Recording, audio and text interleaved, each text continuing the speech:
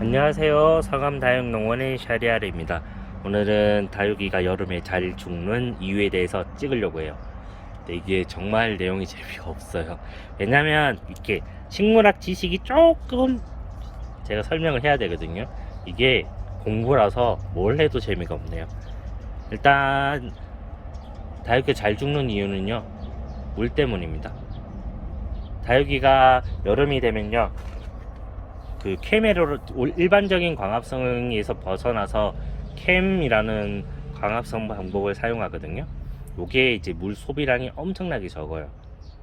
그런데 이제 여러분, 우리 일반적으로 여름에 물을 더 많이 주시는 분들이 많더라고요.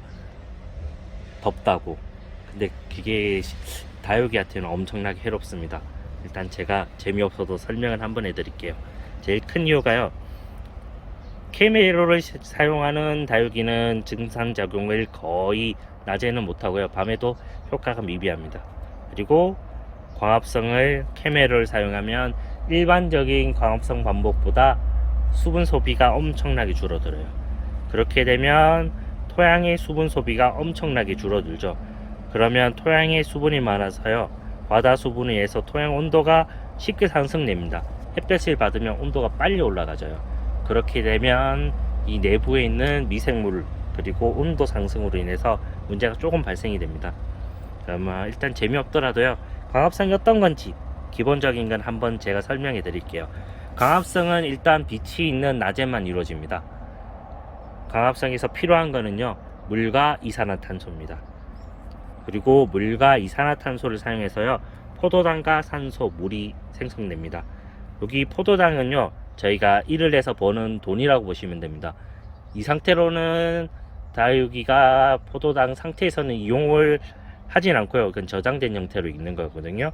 그리고 중요한 게요, 물이 됩니다. 이게 숫자가 있는데 화학식으로 치면요, 12개의 물이 6개의 물이 돼요. 그래서 이제 다육이가 아닌 일반 식물들이요, 광합성을 통해서 물을 계속 소비를 하는데, 이제 다육이는 케메로를 사용하면 요게 조금 효율이 좀 많이 떨어지게 돼요. 그리고 광합성만 중요한 게 아니라요, 식물은 호흡이라는 게 솔직히 조금 더 중요해요. 왜냐하면 광합성을 통해서 벌어놓은 포도당이랑 만드는 이 포도당을요, 저녁에 산소를 이용해서 물과 이산화탄소 그리고 요 에너지, 광합성을 통해서 식물이 생장을 하는 게 아니라요, 광합성을 통해서 생장할 수 있는 연료, 돈 같은 걸 마련하고요, 그걸 호흡을 통해서 생장을 하는 겁니다. 이때 생성된 에너지를 통해서요, 줄기도 만들고 잎도 만들고 뿌리도 키우고 키도 크고 꽃도 피우고 열매도 만드는 겁니다. 광합성만 해서는 안 돼요. 광합성을 하고 호흡을 해야지 에너지로 전환이 되거든요. 이때 이제 낮에 요거 중요한 현상이죠. 그때 저번에 제가 증산작용만 설명해 드렸는데요, 광합성을 위해서 낮에 기공이 열리면요, 광합성이 필요한 이산화탄소를 흡수, 그리고 생성된 산소를 방출, 그리고 중요한 증산작용은 낮에 고온 그리고 연풍 그리고 이제 온도가 높을 때 엄청나게 효율이 좋고 잘 일어납니다. 근데 반대로 이제 밤이 되면요, 맨 기공은 열려요. 대신에 이산화탄소를 흡수한 게 아니라 호흡을 하기 위해서요, 산소를 흡수합니다. 사람하고 똑같아요. 산소를 먹고요, 이산화탄소를 방출해요. 단 증상 효율이 나빠져요. 왜냐하면 햇빛 때문이에요. 태양이 없어지면 온도가 낮보다 떨어지게 되죠. 그리고 이제 잎 염육을 이렇게 뜨겁게 해주는 효과가 줄어들거든요. 그리고 저녁이 되면 다습한 환경이죠, 여름에. 그렇고 해가 없고, 그렇게 되면 등산력이 엄청나게 떨어져요.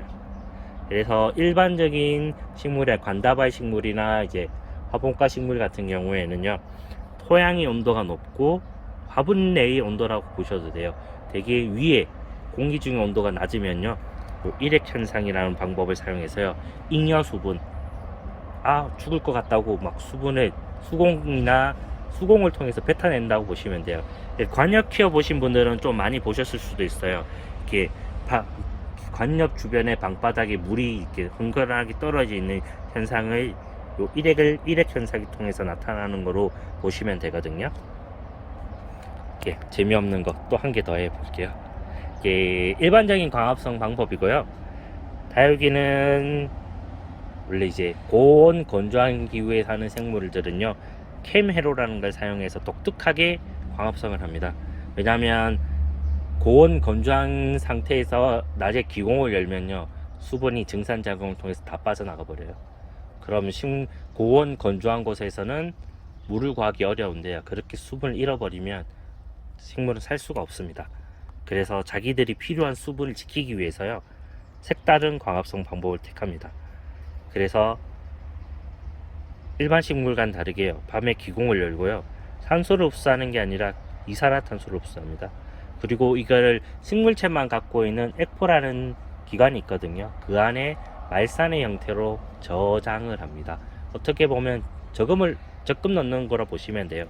그래서 호흡은 일반 식물처럼 일어나는데요, 효율이 나빠요.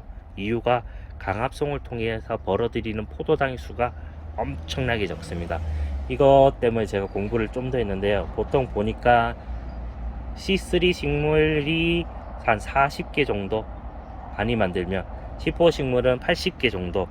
그런데 저희 다육이 같은 경우에는요, 많이 만들면 4개요, 못 만들면 1개고, 그 정도로 이제 광합성을 통해서 벌어들이는 포도당의 숫자가 엄청나게 적어요. 이게 한 사이클 돌았을 때인데요, 이거는 설명하면 너무 어려워서요. 일단 포도당을 적게 만든다고만 보시면 되고요. 그래서 밤에는 요렇게 하고, 낮에 광합성을 하기 위해서요, 낮에는 기공을 닫아요. 제가 아까 말씀드린 것처럼 수분 손실을 최소화하기 위해서요, 기공을 닫아서 증산작용을 할 수가 없어요. 그리고 기공을 닫아서 이산화탄소를 더 이상 받아들일 수도 없고, 뭐 산소도 못 받아들이고, 어떠한 기체 배출이 안 돼요. 그러면 저장한 이산화탄소가요, 모두 다 사용이 되면 광합성을 못해요. 이산화탄소가 없으니까. 그럼 뭐 어떻게 했냐면 그냥 가만히 있어요. 가만히 햇볕쬐면서 있는 거예요. 그렇게 되면 제가 여기 광합성에서 물을 소비한다 그랬죠. 증산작용도 못하고요, 광합성을 통한 수분 소비도 없어요. 그렇게 되면 잉여 수분이 엄청나게 쌓이기 시작해요. 근데 고온 건조한 기후에서는 이게 문제가 없는데요, 여기 문제가 여름엔 고온 다습하죠. 이게 문제예요. 다습한 환경에서 햇볕이 없으면 저녁에 증산작용이 엄청나게 떨어져요. 그런데 낮에도 기공이 닫혀 있어서 증산작용을 못하고요, 광합성 효율도 낮고. 그런데 식물은요, 물을 흡수하는 방법이 화학적인 작용이라서요, 저희가 물을 먹다가 목이 말라서 물을 1컵, 2컵 먹다가 이제 괜찮아, 그러면 저희는 안 마실 수 있어요. 동물들도 그런데요, 식물은 이제 배부른데 물을 그만 먹자, 이게 안 돼요. 화학적인 작용에 의해서 물을 흡수하는 거라서요, 그냥 계속 먹어야 돼요. 그런데 보통 이제 다들 여름에 덥다고 우리 다육이들도 더워 죽을 거야 그러시고 물을 주시는데요, 그러면 엄청 곤란한 상황이 발생이 돼요. 낮에도 아까 말씀드린 대로 광합성을 통한 물 사용도 없고요, 증상자격도 못하고요. 근데 물은 남아 도는데 물이 추가가 돼요. 그러면 이제 과다한 수분으로 이게 화분 내 온도가요, 햇볕을 받으면 엄청나게 올라가집니다. 그러면 이 안에 있는요, 눈에 보이지 않는 미생물들이 같이 살고 있어요. 이 친구들이요, 생장을 통하면서 생장을 할 때 이산화탄소도 방출하고요, 그 대사물질도 방출하는데, 이게 유익한 균일 때는 문제가 안 되는데 유익하지 않은 균이 있으면요, 그게 독성물질로 보시면 돼요. 그리고 걔들이 내뿜는 온도, 그리고 미생물은 성장하면서 온도를 많이 높여요. 그런데 햇빛으로도 온도가 올라가고요, 안에 미생물 때문에도 온도가 올라가면 식물이 뿌리도 숨을 쉬거든요. 뿌리 호흡하는데 엄청나게 힘들어져요. 거기다가 배출된 이산화탄소, 그다음 대사물질도 뿌리 호흡을 힘들게 할 수 있는 원인이 돼요. 그러면 뿌리로도 숨을 쉬어야 되는데 뿌리로도 숨을 못 쉬고요. 낮에는 기공이 닫혀 있고요. 밤에도 기공을 열어도 숨도 제대로 못 쉬게 돼요. 그렇게 되면요, 다육이 엄청나게 힘들어져요. 그래서 다육이 소비량보다 흙에는 수분이 점점 과다해지고요. 물과 미생물 때문에 뿌리 호흡은 힘들어지게 되고요.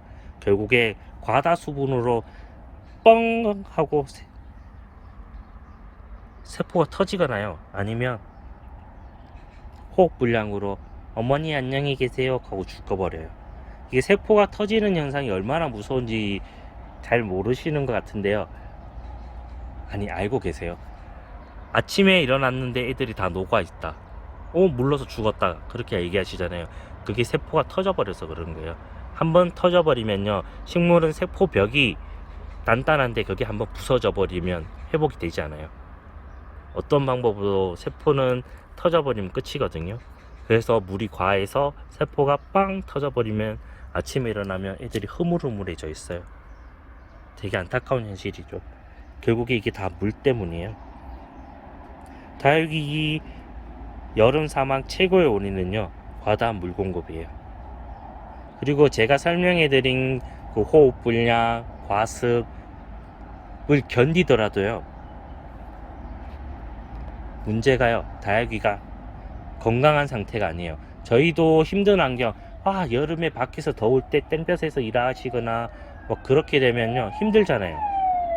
그렇게 되면 면역력이 떨어지고요. 이때 병이 오면요, 병이 쉽게 걸립니다.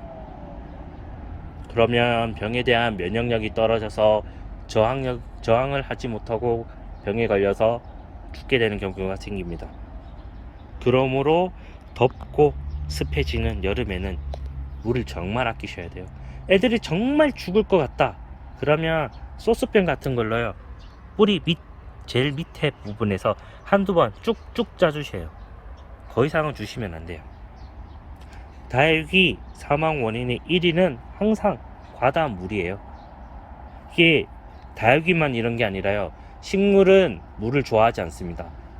많은 분들이 이렇게 착각하시는데요, 식물은 물을 좋아하지 않습니다.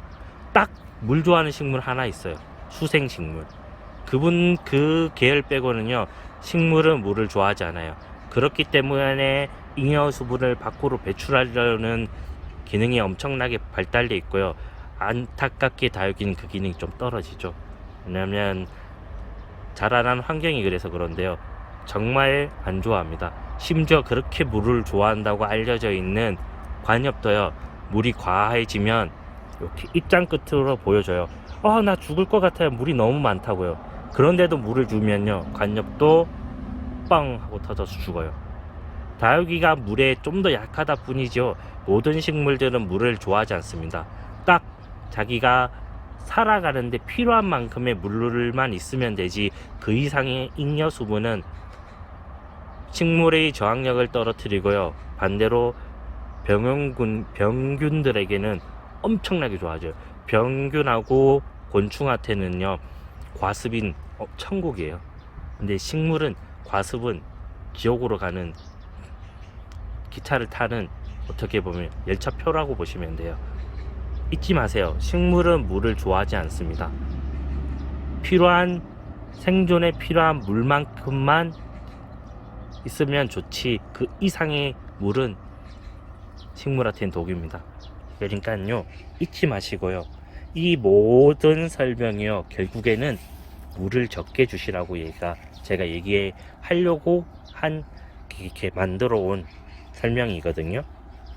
절대 물을 주지 마세요.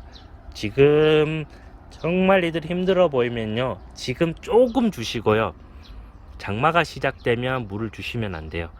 여기 흙이 엄청나게 말리기 어려워요.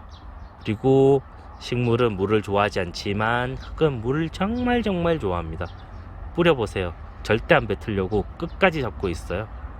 그러니까 제가 나중에 화분 똑같은 화분을 사장님께 부탁해서 받아서요 한번 말려보는 걸 보여드릴게요. 똑같은 화분, 똑같은 흙을 놓고요. 하나는 하루, 하나는 3일, 하나는 일주일, 하나는 열흘, 총 4개로 해서 제가 유튜브 영상을 한번 찍어서 보여드릴게요. 얼마나 화분 내에 물이 말리기 어려운지를 한번 보여드릴게요. 그러니까 잊지 마시고요. 영상은 길어졌지만 결론은 하나입니다. 물입니다. 물을 적게 주시면 다육이가 여름에 생존 확률이 엄청나게 올라갑니다. 정말 힘들 때는 조금 따서 주시면 돼요. 잊지 마세요. 다육이는 물만 조심하면 건강을 키울 수 있습니다. 이렇게 내용이 너무 재미없는데요. 그래도 구독과 좋아요 부탁드리고요. 오늘 이걸 한 4번 찍었는데요. 지금은 이제 좀 일하러 가야 될 것 같아요. 그럼 오늘 하루도 즐겁게 보내세요. 저는 이만 일하러 갑니다.